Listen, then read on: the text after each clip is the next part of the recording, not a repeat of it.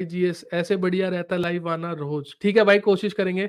बाकी ओके। अच्छा, एक और भाई है शैलेंद्र शर्मा जी है, इनको ले लेते हैं और फिर इस लाइव को एंड करते हैं, ठीक है। हाँ। हेलो सर, हेलो, क्या हाल है? बढ़िया सर, शैलेंद्र शर्मा बोल रहा हूँ सर।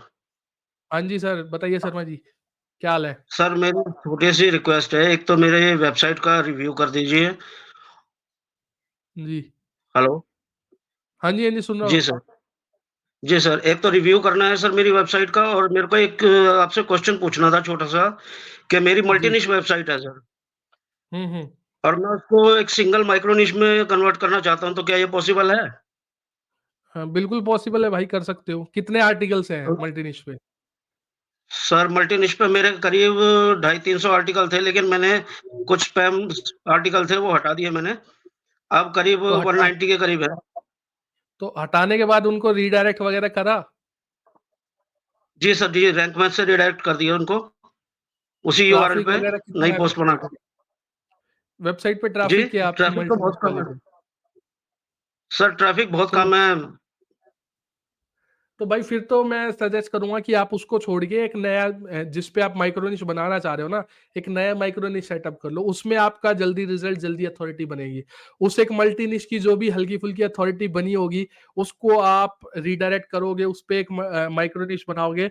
और देखो, मैं आपको प्रॉब्लम बताता हूँ, प्रॉब्लम क्या आएगी।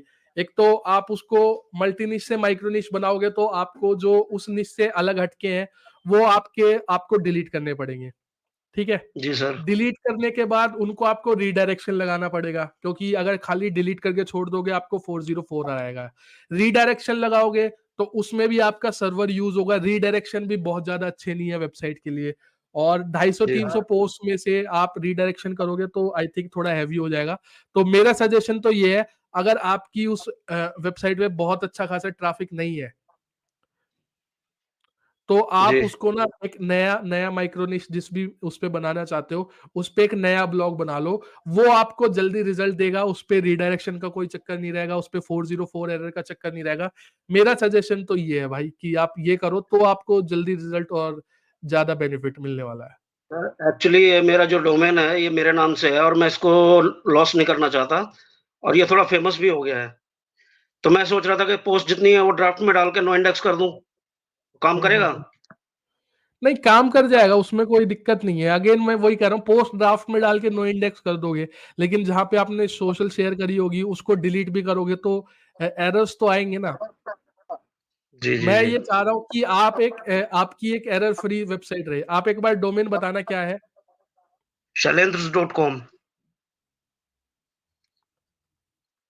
shailendras.com। जी सर। ओके, तो आप इसको किस कैटेगरी पे करना चाह रहे हो?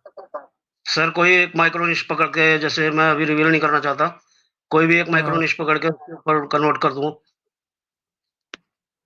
तो यही है वेबसाइट आपकी? यही है ना? जी, जी सर।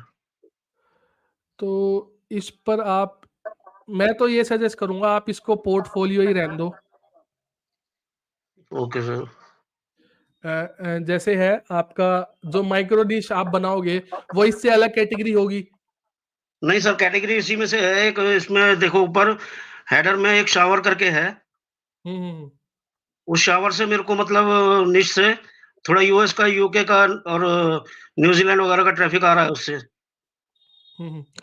तो भाई देखो, आपका ये डोमेन भी आपकी कैटेगरी से मिलता नहीं। मैं तो ये सजेस्ट करूँगा, बहुत ज़्यादा अगर आप इन्वेस्ट कर सकते हो तो इसको अपनी पोर्टफोलियो वेबसाइट रहने दो, shailendras.com, जैसे कि आपने ये बनाई रखी है। इस पर यही जी सर। कंटेंट रखो और एक जो शावर हेड है, देखो उस कैटेगरी में अगर आप करना चाह रहे हो तो आपके नाम से और आपके उस कैटेगरी से कोई लेना-देना नहीं है। तो मैं तो ये सजेस्ट करूँगा, एक एरर फ्री एक फ्रेश वेबसाइट बनाओ और उस जी सर। जो कैटेगरी आप ले रहे हो, इस कैटेगरी से रिलेटेड आप उस डोमेन को लेके उस पर काम करो तो आपको ज़्यादा बेनिफिट रहेगा, मेरे अकॉर्डिंग तो। ठीक है सर, ठीक है। Thank you. जी, और कोई डाउट? नहीं sir, thank you. Okay ji, thank you Sharma ji.